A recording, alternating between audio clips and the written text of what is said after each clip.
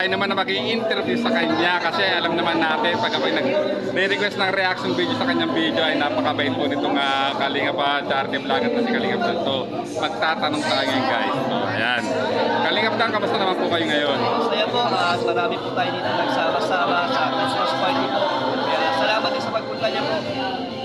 So Kalingap Dan, so ano pa yung mga aabangan namin this coming 2024 sa yung channel Kalingap Dan? Ano ba po, more good vibes, marami pa po mga gusto po nila, mga marites po natin, dagdag saya po. At syempre yung charity natin, patuloy lang po. Meron po tayo mga tinutulungan, sila Dayan po, si Dana, yung mga beneficiary ko po, ay patuloy po binigyan ng tulong at maghanap pa po tayo ng maraming matutulungan. Salamat po sa suporta niyo po. Sir, kamusta na pala si Dayan ngayon? Yung po, ano po kasi sila, may wish po yung pamilya nila ngayong Pasko na mabigyan ng pustiso ang nanay niya.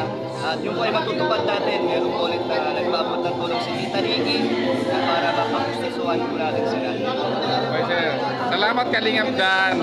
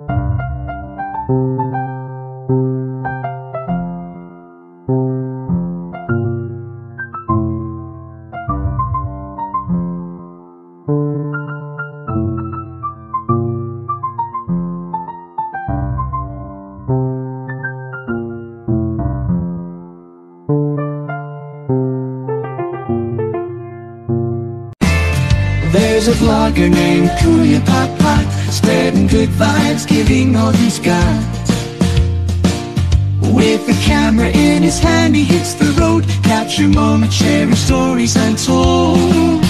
Kuya Pot, he's the one we adore, bringing smiles. He's got so much more in this crazy world. He is a